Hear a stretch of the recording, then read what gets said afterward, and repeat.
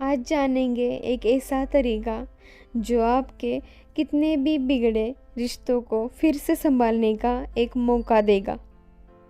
तो चलिए शुरुआत करते हैं। मैं कोमल आपका बहुत बहुत स्वागत करती हूँ। आज मेरा जन्मदिन है, पर हम रोज़ की तरह एक दूसरे से नाराज़ थे। आज सुबह ही एक बात को लेकर हम दोनों में ज़ोरदार बहस हुई थी और यह नाराज़गी बस उसी का ही नतीजा था। दिव्या और मेरी शादी को 5 साल हो चुके थे। इन 5 सालों में हमारा प्यार धुंधला सा पड़ने लगा था। प्यार की जगह ने अब शिकायतों ने ले ली थी।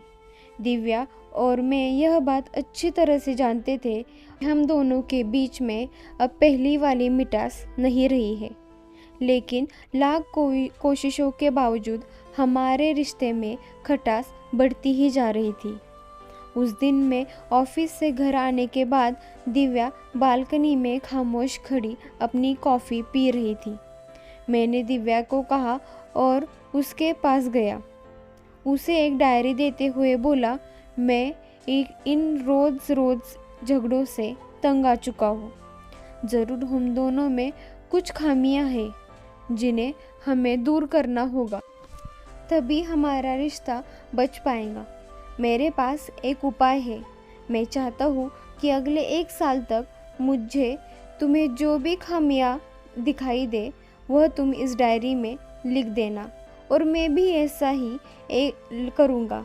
मैंने भी एक डायरी लेकर उसमें जो भी तुम्हारी खामियां है वो उसमें लिखूँगा, और अगले ठीक 1 साल बाद तुम्हारे बर्थडे पर हम एक दूसरे की डायरी पढ़ेंगे और उसमें जो भी कमियां होगी उस पर चर्चा करेंगे और उन्हें सुधारने की कोशिश करेंगे। तब तक कौन सी भी गलतियां चाहे हो जाए, हम उस पर बहस नहीं करेंगे। थोड़ी देर सोचने के बाद दिव्या तैयार हो गई और हमने डायरी लिखना शुरू कर दिया। और लिखते लिखते कब 1 साल बीत गया ये पता ही नहीं चला। ठीक 1 साल बाद मैं दिव्या के सामने बैठा था। उस दिन दिव्या का बर्थडे था।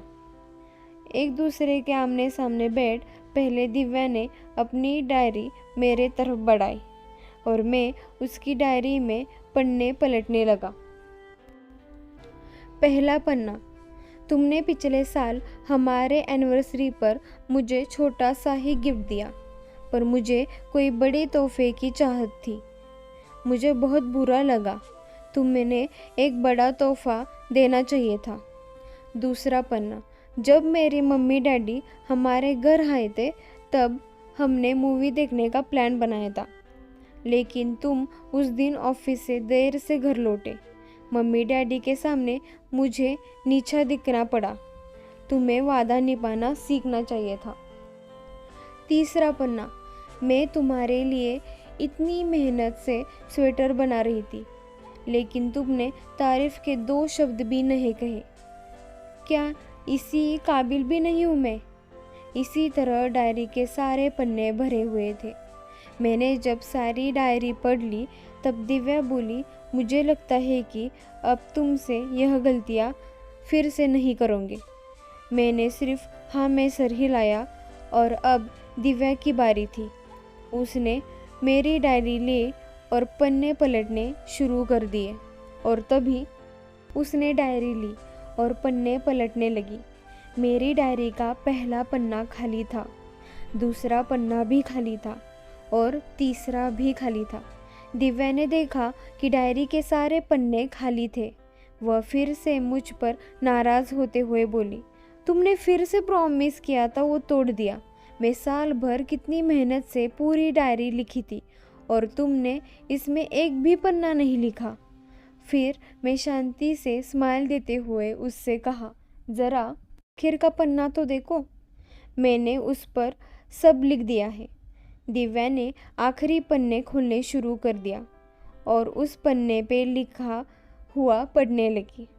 डियर लव, चाहे तुमसे जितनी शिकायतें करूं, तुमसे जितना बहस करूं, लेकिन सच है कि मैं तुम्हारा दिल से आभारी हूँ, क्योंकि इतने सालों में तुमने मुझे और मेरे परिवार को बहुत प्यार दिया है, इसलिए इस डायरी में लिखने के लिए मेरे पास कुछ भी नहीं है।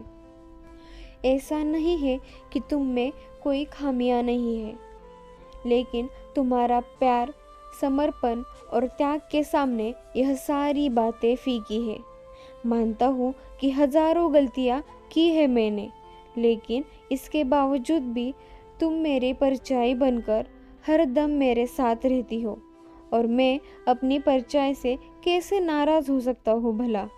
तुम जो भी हो, जैसे भी हो, मैं तुम्हें बहुत प्यार करता हूँ और इसी तरह से तुमसे लड़ते झगड़ते प्यार करता रहूँगा।